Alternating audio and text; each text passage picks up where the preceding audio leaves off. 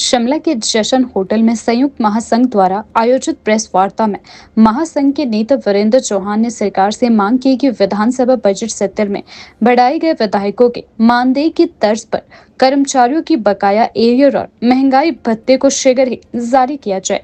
Press वार्ता के दौरान वीरेंद्र चौहान ने कहा कि पहली बार विपक्ष और सत्ता पक्ष दोनों ने स्वीकार किया है कि महंगाई एक गंभीर समस्या है, इसलिए सरकार को कर्मचारियों के हित में तत्काल निर्णय लेना चाहिए। महासंघ ने यह भी कहा कि कर्मचारियों की कठिनाइयों को नजरअंदाज नहीं किया जा सकता और सरकार को तुरंत बकाया एरियर डीएस जारी करने के लिए आवश्यक कदम उठाए जाने चाहिए।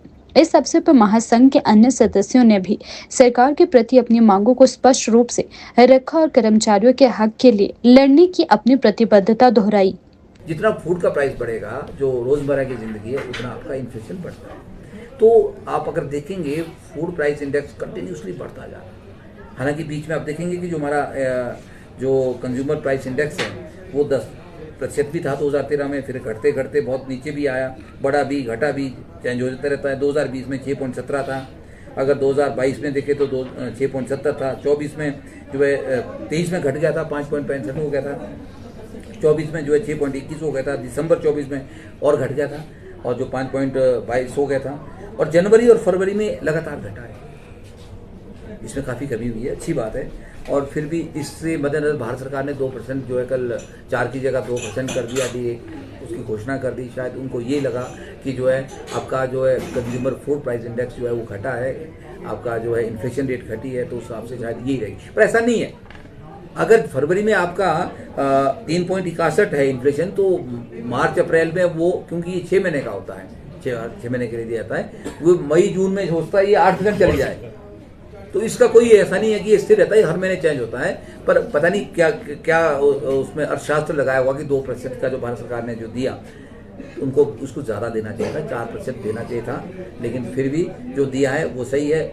उस हिसाब से हमारी 4 किस्तें डीए की बकाया रह जाती है। अगर ये बड़ा है, महंगाई हुई है, तो महंगाई माननीयों के लिए हुई है, बिल्कुल सही बात है। और उन्होंने इस बात को दोनों पक्षों ने बड़ा जग जाहिर किया कि उन्होंने अपने एग्जाम्पल दिए किस तरह से क्या हुआ। पर लेकिन ये महंगाई हमारे कर्मचारियों के लिए भी हुई है, हमारे कर्मचारी भी इससे प्रभावित हुए हैं। मैं सिर्फ ये कहना चाहता हूँ, हम जो लोग जो है कर्मचारी का पक्ष लेके आपके समक्ष आए, तो हमें तो उनको 9 साल बाद रिवाइज हुआ। हमारे तो 2006 से 2022 में हमारा वेतन रिवाइज हुआ, जबकि 16 में होना था। 10 साल बाद हमारा पे कमीशन आता है, 16 साल बाद हमारा पे कमीशन रिवाइज हुआ है 9 की जगह पर। लेकिन वो भी जो मिलना था पंजाब का पे कमीशन, वो नहीं मिला। उससे हम पीछे भटके बहुत ज़्यादा, उससे बहुत पीछे। हम वो लड़ाई लड़ते रहे, हमने संयुक्त कर्मचारी महासंघ बनाया, हमारे सब लोगों को ट्रांसफर कर दिया उस वक्त की सरकार ने कि भाई नहीं, आप बात नहीं रख सकते। लेकिन लोकतंत्र के अंदर बात रखना सबका अधिकार है। इस तरह से माननीय ने अपनी बात को रखी और उन्होंने पिछले एग्जाम्पल अपने कोर्ट किए कि हम कैसे ह्यूमिलेशन फील करते थे, और ऐसे ही बात भी रख रहे हैं कि हमारा भी अधिकार है। लेकिन जब हम बात रखते हैं तो फिर वो सबको बुरी लगती है, फिर प्रताड़ित करते हैं, फिर कुछ ना कुछ चीज़ें सामने आती है, फिर ट्रांसफर हो जाती है, कुछ और बातें होती है। पर लेकिन ये लोकतांत्रिक अधिकार है। हम तो सिर्फ मांग कर रहे हैं और धन्यवाद करने के लिए आज सच में बताइए हम आए कि बहुत अच्छी बात है।